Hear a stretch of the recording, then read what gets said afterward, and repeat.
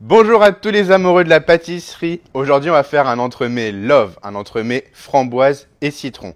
Juste avant de commencer cette recette, je vous invite à vous abonner à notre chaîne et à lâcher un like sur cette vidéo. Pour commencer, on va réaliser un petit biscuit Joconde aux amandes effilées. Pour ça, il nous faut des blancs d'œufs, de la poudre d'amande, du sucre glace, des œufs entiers, de la farine, du sucre, des amandes effilées et du beurre que j'ai préalablement fait fondre. Pour commencer, je vais mettre mes blancs d'œufs à monter au batteur. Je vais l'allumer juste après, mais on va éviter de faire du bruit pour l'instant.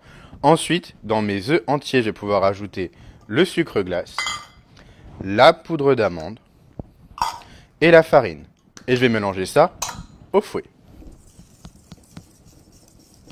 Donc là, maintenant que mes blancs d'œufs commencent à être mousseux, ce que je vais pouvoir faire, c'est ajouter mon sucre en poudre pour les serrer un petit peu, leur donner un peu plus de tenue et de résistance au mélange. Une fois que c'est fait, je vais pouvoir accélérer à nouveau pour vraiment avoir cette texture mousseuse, mais avec un peu de fermeté. Donc là, la texture me plaît. Mes blancs d'œufs sont bien foisonnés et serrés. Je vais pouvoir l'utiliser pour mon mélange. Donc là, j'ai toujours mon mélange œuf et poudre. Ici, j'ai mes blancs montés. Je vais en prendre environ un tiers que je vais mélanger au fouet, histoire de détendre la première partie. Voilà, j'hésite pas à aller bien chercher sur les côtés. Ensuite, je vais me débarrasser du fouet pour continuer à la maryse. Donc cette fois, je vais ajouter tous mes blancs d'œufs.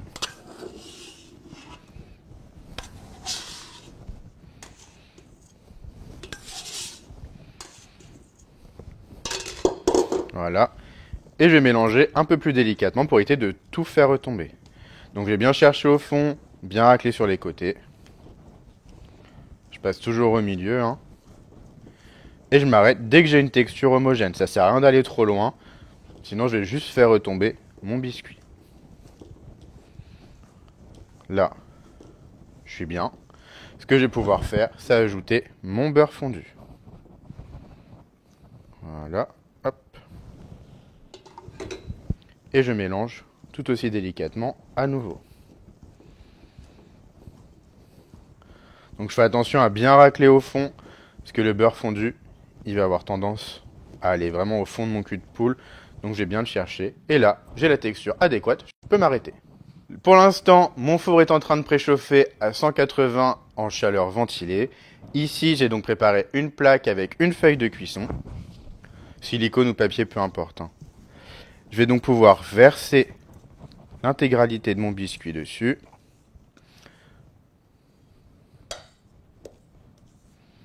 Voilà.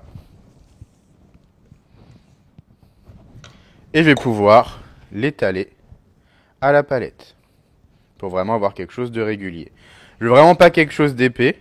Déjà parce que la forme de mon entremets n'est pas très imposante. Donc il me faut pas un biscuit trop épais. Je veux pas trop de biscuits. Et puis pour la cuisson, il faut quand même que j'ai quelque chose d'uniforme.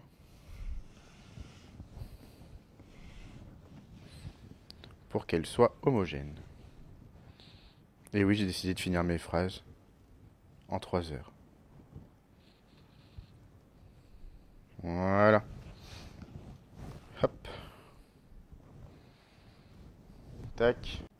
Maintenant que mon biscuit est étalé, j'ai juste à prendre mes amandes effilées et je les saupoudre par-dessus, donc vraiment partout.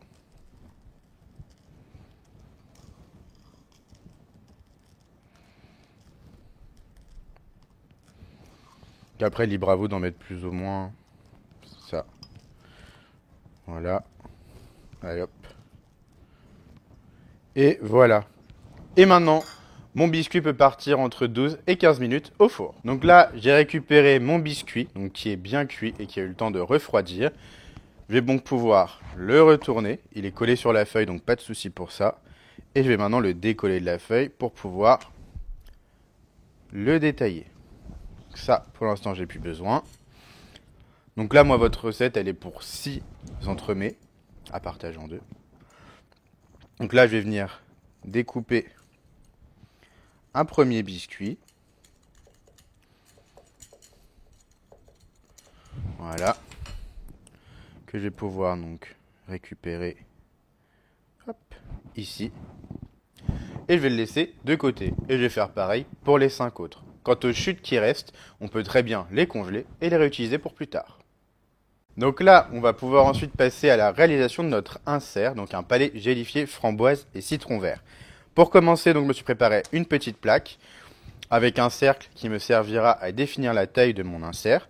Et je vais mettre un petit rhodoïde parce que ça me permettra de faciliter le décerclage par la suite, mais aussi parce que le cercle que j'utilise moi, il est Pour la réalisation donc de l'insert, il nous faut de la purée de framboise, de la gélatine déjà hydratée, des zestes de citron vert et du jus de citron vert et du sucre. Donc, dans la purée, je vais pouvoir ajouter le sucre et le citron vert. Les zestes, je les mettrai à la toute fin de la cuisson. Donc là, pour l'instant, j'ai juste à réchauffer déjà pour faire fondre ma purée. Et ensuite, je vais la porter à petite ébullition, un léger frémissement. Maintenant que ma purée a fondu, qu'elle est mélangée avec le sucre et le jus de citron, je vais la porter à ébullition. Là, ma purée est en train de bouillir. Je vais venir donc ajouter ma gélatine. Voilà. Bien mélanger tout ça pour bien la faire fondre.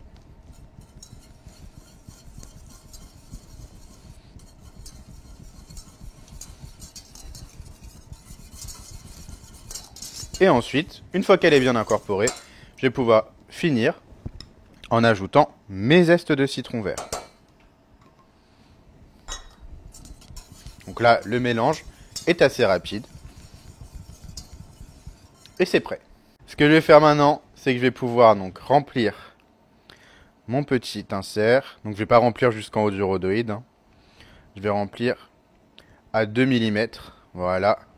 De mon cercle, ça doit faire environ entre 1,5 cm et 1,8 cm. Et ça va pouvoir partir au congélateur jusqu'à être complètement pris. Pour commencer notre bavaroise praline rose, il nous faut donc du lait et des pralines roses. Rien de bien compliqué, je vais verser donc mes pralines roses dans le lait et je vais porter ça à ébullition. Je vais couvrir et laisser infuser une quinzaine de minutes. Là, maintenant que mes petites pralines roses ont infusé dans le lait, je vais donc pouvoir chinoiser le tout pour récupérer uniquement le liquide coloré et aromatisé évidemment. Je vais mettre ça de côté. Hop. Je fais passer. Donc là, je veux juste vérifier qu'il n'y ait pas eu trop de perte de liquide. Donc je contrôle. Si jamais il y avait une ébullition un peu trop lente, il faut que mon poids de lait soit au minimum à celui que j'avais à la base. Donc j'hésite pas à en rajouter si besoin. Mais là, on est très bien. Je vais pouvoir passer à l'étape d'après. Ensuite, maintenant que j'ai bien chinoisé et récupéré mon lait coloré, je vais pouvoir attaquer la réalisation de la crème anglaise pour ma bavaroise. Donc dans la liste des ingrédients, vous retrouvez tout, sauf la crème qui pour l'instant reste au froid, j'en ai pas besoin. J'ai donc besoin de mon lait infusé avec les pralines roses, de ma gélatine hydratée et de mes jaunes d'œufs. Pour commencer, je vais mettre mon lait à bouillir sur le feu. Une fois qu'il sera bouillant, je vais venir en verser environ la moitié sur mes jaunes d'œufs. Donc là, c'est en train de bouillir. Comme je vous l'ai dit, je vais verser la moitié environ. Je remets sur mon feu qui est quasiment éteint. Là, je vais battre le tout.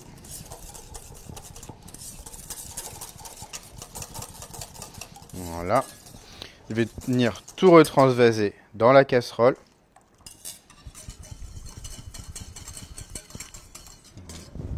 Hop. Je vais venir bien tout corner. Et ensuite, je vais venir cuire à 82 degrés Celsius.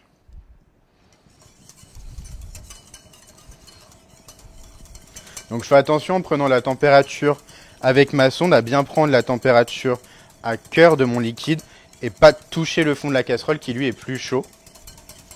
Sinon, je vais avoir une différence. Donc là, je vais pouvoir, hop là, verser dans un autre cul de poule pour stopper la cuisson. Je sens que je vais faire une bêtise, je préfère anticiper. Voilà. Je corne bien.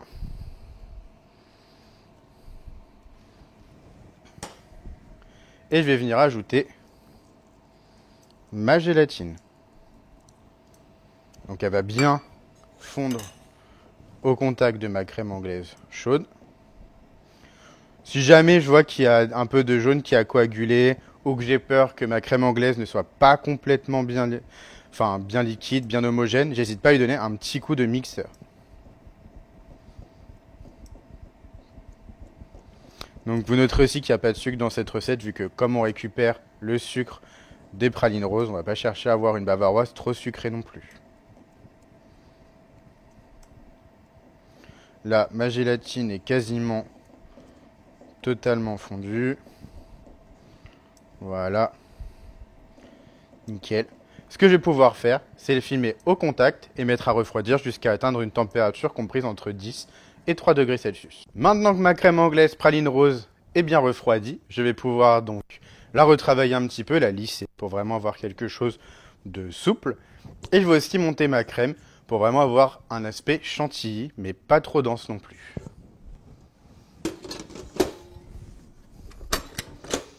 La crème est bien montée, suffisamment mais pas trop. Je vais en prélever une petite partie pour retravailler donc ma crème anglaise qui avait déjà été détendue.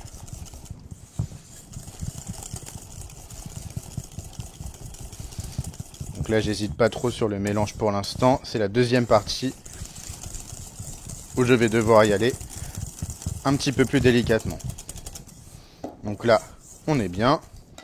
Je vais pouvoir ajouter tout le reste. Pour la suite, je peux continuer au fouet ou à la maryse. Dans les deux cas, il faudra y aller donc délicatement. La maryse, c'est un peu plus sécurisant. On peut très bien le faire au fouet aussi, il n'y a aucun souci. Ah bah bravo. Hop là.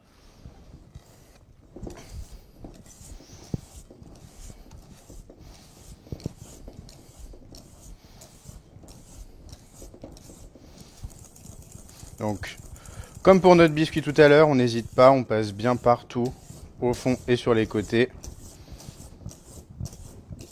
Parce que vu qu'il y a de la gélatine, la partie de crème anglaise gélifiée peut déjà commencer à coller un petit peu et à densifier sur les parois. Mais là, on est bon, on va pouvoir procéder au montage. Tout est donc prêt pour le montage de mon entremets. La mousse bavaroise est en poche. J'ai ici mon insert et mon biscuit et mon moule. Comme il y a une inscription, je vais venir donc bien déjà mettre la mousse à ce stade-là. Je vais venir tapoter un peu mon moule et surtout je vais venir bien lisser avec la palette.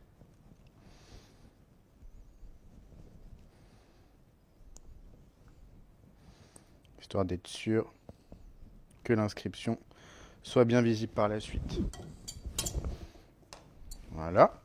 Ensuite, le montage va être comme celui d'un entremets traditionnel, c'est-à-dire je vais mettre une bonne couche à la base, mais aussi sur les côtés. Voilà. Je vais aussi bien chemiser mes bords, c'est-à-dire bien plaquer la mousse contre les bords de mon entremets pour éviter les bulles d'air. Voilà. Je vais venir tapoter un petit peu pour lisser le tout.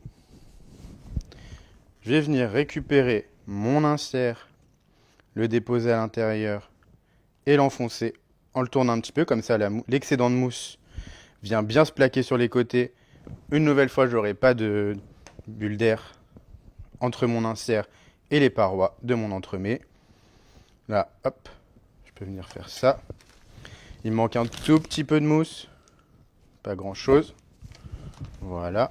Et je vais pouvoir récupérer mon biscuit. Je vais mettre la face avec les amandes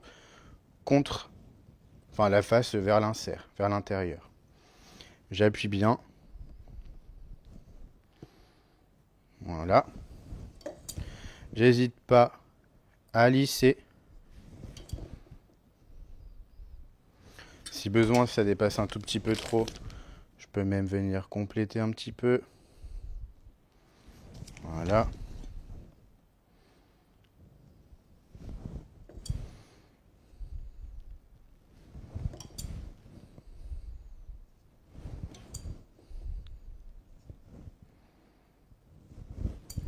Maintenant que mon entremets est terminé d'être monté, je vais pouvoir l'envoyer au congélateur minimum 2 heures. 4 heures, c'est quand même bien plus préférable, histoire qu'il soit bien pris et facile à démouler.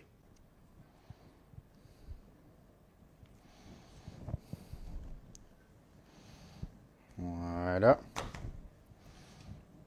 Petite bulle d'air ici.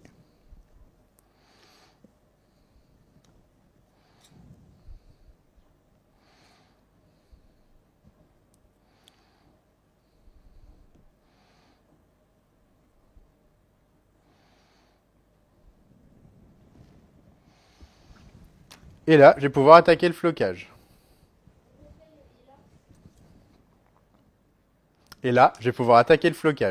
J'ai lissé un petit peu s'il y avait des petites bulles d'air pour les camoufler un petit peu. Et là, j'ai récupéré donc une bombe de velours et je vais pouvoir le passer dessus.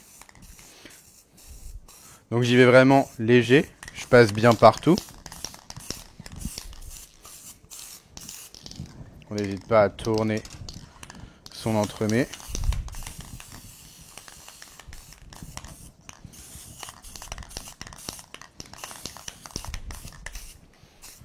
Et là, notre entremets est terminé. Il ne reste plus qu'à attendre la décongélation pour au moins 2 heures avant la dégustation.